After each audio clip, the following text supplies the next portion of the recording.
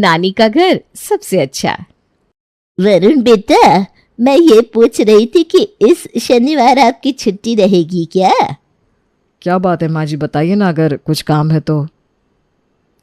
नहीं, काम तो कुछ नहीं बेटा, वो मिट्टू से मिलने का बहुत मन कर रहा था, इसलिए मैंने सोचा अगर सैटरडे को आप फ्री रहोगे तो उसे लेकर मुझसे मिलवाने आ जाना।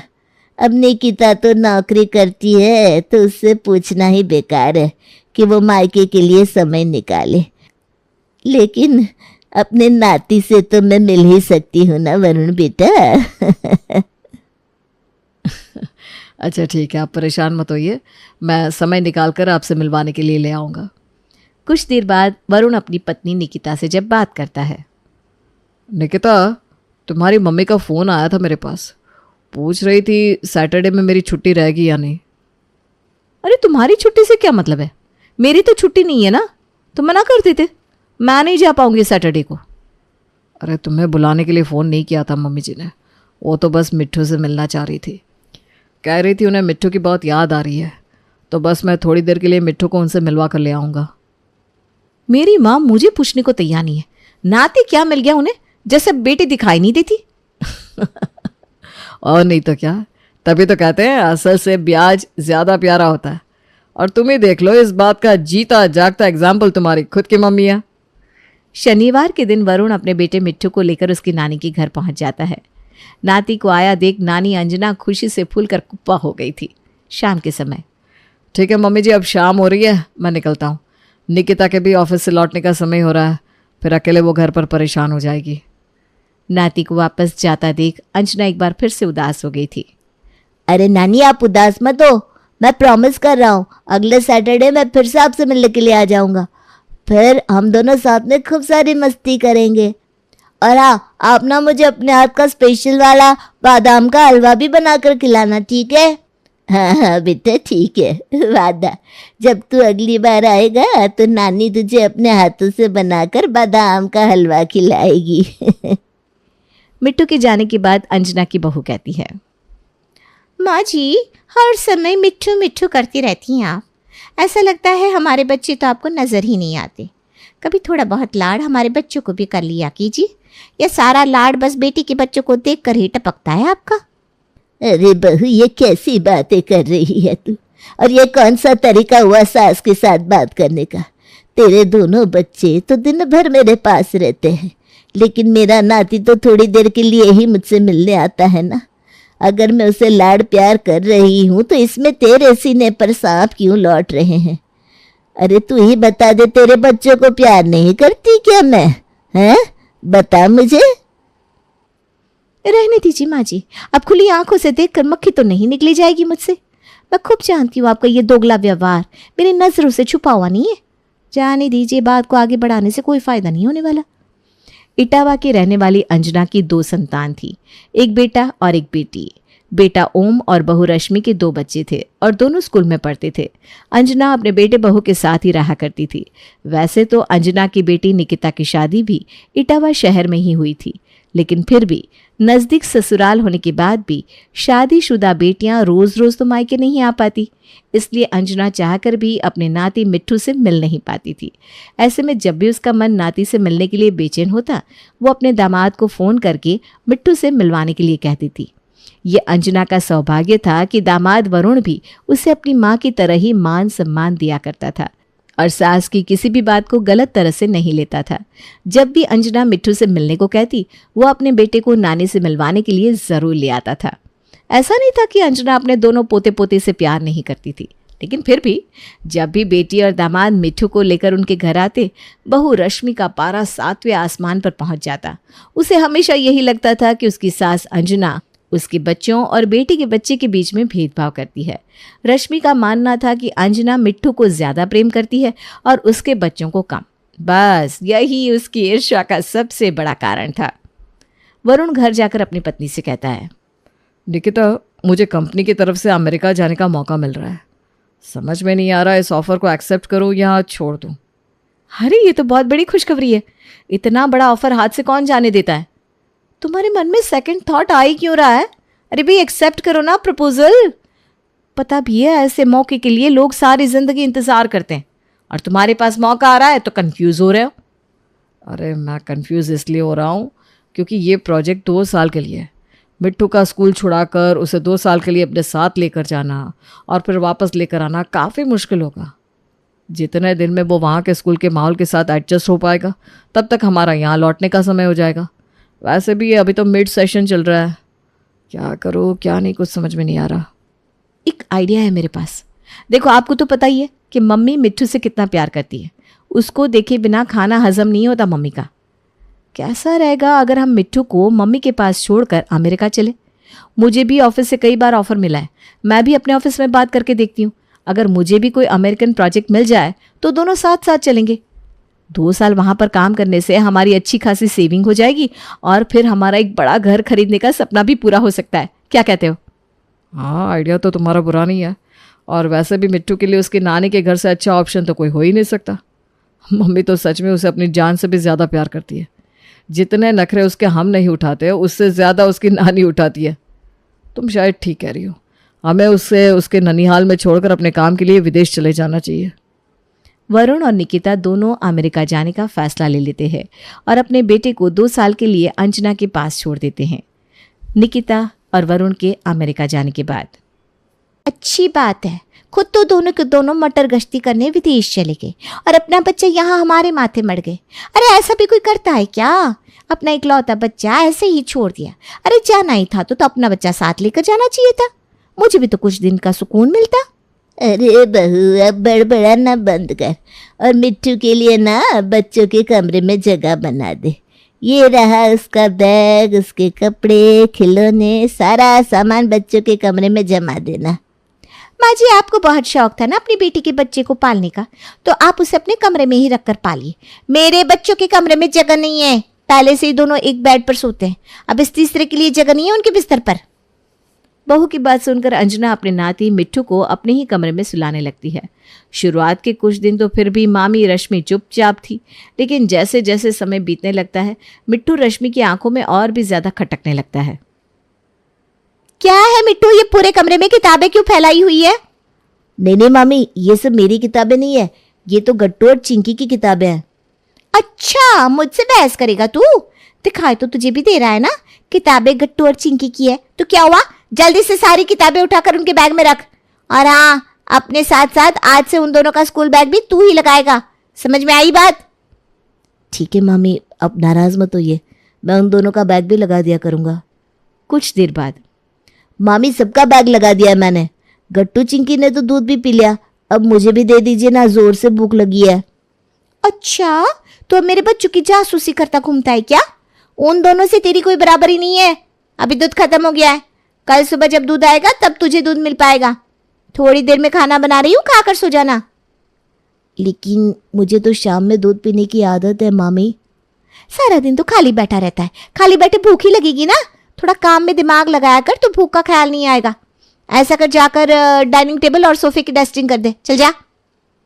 मामी, मैं डाइनिंग टेबल और सोफे की डस्टिंग कैसे कर सकता हूँ? मुझे डस्ट से एलर्जी है। जितना कहा ना मैंने, चुपचाप से जाकर उतना काम कर, ज्यादा दिमाग चलाने की जरूरत नहीं है। और ये सब बहाने तेरे माँ बाप सुनते होंगी, मेरे सामने बहाने बनाने से कुछ नहीं होगा। मामी के डांटने पर मिट्टू चुपचाप से जाकर डाइनिंग टेबल और सोफे की डस्टिंग करने लगता है, जिसकी वजह से उसको एलर्जी हो जाती है और उसकी तबीयत खराब हो जाती है। अरे मिट्टू, क्या हो गया बेटा? तेरी तबीयत अचानक खराब कैसे हो गई? मिट्टू अपनी नानी को दिन में हुई सारी बातों के बारे में बताता है। उसकी नानी उसे दवाई देकर सुला देती है। अगले दिन रात में मिट्टू जब खाना खाकर उठ रहा था, मिट्टू, अपनी खाने की प्लेट किचन में रखने के बाद यहाँ से और सारी प्लेट ले जाकर किचन में रख देना। मिट्टू के किचन में जाने के बाद, बहू, तेरा दिमाग खराब तो नहीं हो गया? वो इतना छोटा बच्चा है और तू उसके साथ ऐसा व्यवहार कर रही है। और तू अपने बच्चों को देख, वो मिट्टू से बड़े हैं, फिर भी उनके स्कूल का टाइम टेबल तो मिट्टू से लगवाती है, उनकी झूठी प्लेट उठवाती है। तुझे बिल्कुल भी शर्म नहीं आती क्या? मुझे भला क्यों शर्म आएगी माँ जी? ये तो इसके माँ बाप को इसको यहाँ छोड़ने से पहले सोचना चाहिए था। अरे खुद तो वहां जाकर दोनों पति पत्नी जीवन के मजे ले रहे हैं और इसको हमारे मत्थे मार दिया। आप भी ना साफ साफ सुन लीजिए कि अब अगर ये यहाँ रहेगा तो कुछ काम तो करना पड़ेगा। मैं इसको मुफ्त की रोटी नहीं खिलाऊंगी, और अगर आपको इसके ऊपर ज्यादा दया आ रही है ना तो आप खुद इसके लिए खाना बनाइए और इसको खिलाइए। काम धाम किसी को करना नहीं, चले आते हैं यहाँ मेरा काम बढ़ाने को। 2 दिन बाद मिट्टू स्कूल से आने के बाद टीवी देख रहा था, तभी वहां उसकी मामी आ जाती है। ए मिट्टू, दिमाग खराब हो गया है क्या? पूरा दिन यहाँ पर बैठकर टीवी देखता रहता है। इसका बिजली का बिल क्या तेरे मम्मी पापा दे रहे हैं? चल तुरंत टीवी बंद कर, भाग यहाँ से अपने कमरे में। मम्मी, मैं पूरा दिन कहाँ टीवी देखता हूँ, अभी अभी तो स्कूल से आया हूँ, और ये वाला कार्टून ना मैं हमेशा से देखता आया हूँ, मुझे बहुत अच्छा लगता है। प्लीज़ आप इसको मुझे देख लेने दीजिए, फिर थोड़ी देर में शो ख़त्म हो जाएगा तो मैं टीवी बंद करके अपने कमरे में चला जाऊँगा। मिट्टू के इतना कहने के बाद भी रश्मि को संतोष नहीं होता और वो उसके हाथ से रिमोट छीनकर टीवी बंद कर देती है और उसको ले जाकर उसके कमरे में बंद कर देती है। मिट्टू की ऐसी हालत अंजना से देखी नहीं जाती और वो अपनी बहू रश्मि से बात करती है। बहू, तू जो ये सब कर रही है ना, ठीक नहीं कर रही। ऊपर वाला सब कुछ देखता है, तेरे भी बच्चे हैं, किसी और के बच्चे के साथ ऐसा व्यवहार करना अच्छी बात नहीं है। अगर मुझे पता होता ना कि तू उसके साथ ऐसा व्यवहार करेगी तो मैं कभी भी उसको यहाँ रखने के लिए नहीं कहती। मुझे तो लगा था कि तू उसे भी अपने बच्चों की तरह समझेगी। देखिए माँ जी, मैं आपको बहुत बार पहले भी समझा चुकी हूँ और मुझे ना ये भलाई का भाषण बार बार मत दिया करिए। मैं अपने 2 बच्चों के साथ खुश हूँ, मुझे किसी दूसरे के बच्चे की सेवा करने का कोई शौक नहीं है। अगर आपको इस घर में उसके साथ हो रहा व्यवहार पसंद नहीं है तो आप उसको लेकर हमारे घर से जा सकती हैं। अब मिट्टू को डांटना जैसे रश्मि की आदत सी हो गई थी। कोई बात हो ना हो रश्मि उसको डांटने का कोई ना कोई बहाना ढूंढ ही लेती थी। रश्मि की ऐसी हरकतों से मिट्टू अब बहुत चुप चुप सा रहने लगा था और किसी से बात भी नहीं करता था। ना वो बाहर खेलने जाता था, ना ही अपने दोस्तों के साथ बातचीत करता था, और तो और सही तरह से खाना भी नहीं खाता था। अंजना मिट्टू के ऊपर रश्मि की ज्यादतियों को बढ़ता हुआ देखकर एक दिन उसकी माँ निकिता को फोन करती है। निकिता बेटा, तुम लोगों को गए हुए बहुत दिन हो गए हैं, कब तक वापस आ रहे हो? माँ, अभी तो मैं यहाँ आए हुए 9 महीने का समय हुआ है, अभी तो हमें वापस आने में 1 साल से ज्यादा लगेगा। आपकी आवाज़ से ऐसा लग रहा है कि आप बहुत परेशान हैं, कोई बात है क्या? बेटा, मिट्टू ना आजकल बहुत चुप चुप सा रहता है, किसी से बातचीत भी नहीं करता। कितना भी कहती हूँ कि बाहर खेलने चला जा, लेकिन अपने कमरे से बाहर ही नहीं निकलता। क्या हो गया माँ मिट्टू को? लाओ मेरी बात करवाओ उससे, मैं उससे पूछती हूँ क्या बात है। माँ हूँ मैं उसकी, मुझे अपनी परेशानी के बारे में ज़रूर बताएगा। अंजना मिट्टू को बुलाती है और फ़ोन उसके हाथ में देती है। मिट्टू बेटा, कैसे हो आप? मुझे ना आपकी बहुत याद आती है। नानी बता रही है कि आजकल आप अपने कमरे से बिल्कुल बाहर नहीं निकलते हो। अगर आपको हम लोग याद आते हैं तो हमें फ़ोन कर लिया करो बेटा। मिट्टू फ़ोन पर कुछ भी नहीं कह पाता, बस रोने लगता है और फ़ोन नानी के हाथ में वापस देकर वहाँ से चला जाता है। माँ, क्या हो गया? मिट्टू ने मुझसे बिल्कुल भी बात नहीं की और मुझे ऐसे क्यों लग रहा है जैसे कि वो रो रहा था। तुम्हें ऐसा लगा नहीं बेटा, वो सच में रो रहा था। अगर हो सके तो तुम तुरंत वापस आ जाओ, कहीं ऐसा ना हो कि देर हो जाए। अगर बच्चा ही सही नहीं होगा तो ऐसी कमाई का क्या करोगे तुम लोग? माँ की बात सुनकर निकिता तुरंत ही अपने पति वरुण को फ़ोन करती है और फ़ोन पर उसकी माँ से हुई सारी बातचीत बताती है। बस निकिता, मैं इसीलिए यहाँ नहीं आना चाहता था, लेकिन तुमने मेरी एक भी बात नहीं सुनी। अब हमें लेट नहीं करना चाहिए। ऐसे पैसों का कोई फ़ायदा नहीं कि पैसों के लिए हम अपने बच्चे से दूर रहे और उसका जीवन खराब होता हुआ देखे। मैं अगले हफ्ते ही हमारी वापसी की टिकट करवाता हूँ और हम लोग वापस अपने मिट्टू के पास चले जाएंगे। ठीक है, तुम टिकट करवा लो, मैं पैकिंग शुरू करती हूँ। वरुण और निकिता अगले ही हफ्ते इंडिया वापस आ जाते हैं और एयरपोर्ट से सीधे अपनी माँ के घर जाते हैं। उनके आने के बारे में मिट्टू को कोई भी जानकारी नहीं थी, इसलिए वो कमरे से बाहर नहीं आता। माँ, मिट्टू कहाँ है? दिख नहीं रहा है कहीं पर। बैठा हुआ है अपने कमरे में। मैंने तुझे बताया तो था कि वो अपने कमरे से बाहर निकलता ही नहीं। माँ की बात सुनकर निकिता मिट्टू के पास जाती है। मिट्टू अपनी माँ को देखकर रोने लगता है। अरे क्या हुआ मिट्टू, तुम रो क्यों रहे हो बेटा, और कमरे से बाहर क्यों नहीं आए? मैं बाहर नहीं आऊँगा, मैं यहीं ठीक हूँ, मैं यहीं रहूँगा। मिट्ठू को ऐसा डरा हुआ देख निकिता बहुत ही घबरा गई। अच्छा ये देखो बेटा, मैं आपके लिए क्या लेकर आई हूँ, चॉकलेट और गिफ्ट्स। देखो। नहीं खाना, चॉकलेट नहीं चाहिए। इसे हुआ क्या है माँ, ये इतना घबरा क्यों रहा है? क्या बताऊं बेटा, मुझे तो बताने में भी शर्म आ रही है कि मेरी बहू उसके साथ बहुत बुरा व्यवहार करती है।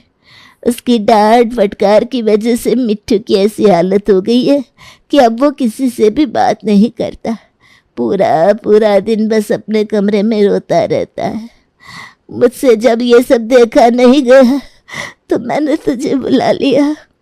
नहीं मिट्ठू, अब तुम्हें कोई नहीं डांटेगा। अब हम लोग आ गए ना बेटा, अब हम लोग अपने घर चलेंगे। अब तो यहाँ नहीं रहोगे। और माँ, आपको भी यहाँ पर बिल्कुल भी रहने की ज़रूरत नहीं है। आप भी अब से हमारे साथ हमारे घर पर ही रहेंगी। क्या गिला करूँ भाभी के गलत व्यवहार का। जब पैसे के लालच में मैं माँ होकर अपने बच्चे की खुशी और गम को नहीं समझ पाई, तो भाभी तो फिर भी इसकी बस मामी है। अगर इन सब में सबसे बड़ा गुनहगार कोई है तो वो मैं और वरुण है। बच्चा अपने माँ बाप की जिम्मेदारी होता है, कोई भी मेरे बच्चे की जिम्मेदारी क्यों लेना चाहेगा? हाँ माँ, निकिता सही कह रही है। आपके प्यार को देख कर ही हमने अपने बच्चे को यहाँ छोड़ने के बारे में सोचा था। अब आपको भी यहाँ पर रहने की कोई ज़रूरत नहीं है। अब मुझे अपने बेटे जैसा ही मानती है ना, तो मेरी बात को मना मत करिए। आपको हमारे साथ ही चलना होगा। ऐसे माहौल में ना मेरा बच्चा रहेगा न मेरी माँ। मिट्ठू बेटा, मुझसे बहुत बड़ी गलती हुई जो मैंने तुझे उस घर में रहने के लिए कहा। मेरी वजह से ही तेरी ये हालत है। अगर मुझे पता होता कि तेरी मामी तेरे साथ ऐसा व्यवहार करेगी तो मैं तुझे कभी भी अपने घर में आने के लिए नहीं कहती। अपनी नानी को माफ़ कर दे बेटा, मैं तेरे लिए कुछ नहीं कर पाई। और फिर वे लोग डॉक्टर के पास ले जाते हैं मिट्ठू को। डॉक्टर मिट्ठू के साथ हुई सारी बातों को ध्यान से सुनते हैं और उनके सेशन स्टार्ट करते हैं। कुछ सेशंस होने के बाद ही मिट्ठू की हालत में अच्छा खासा परिवर्तन दिखाई देने लगता है। गुजरते समय के साथ मम्मी पापा और नानी के लाड़ के कारण धीरे धीरे मिट्ठू नॉर्मल होने लगता है। लेकिन निकिता और वरुण को जीवन की एक बहुत बड़ी सीख मिल जाती है कि अपने बच्चों को किसी और के भरोसे नहीं छोड़ना चाहिए।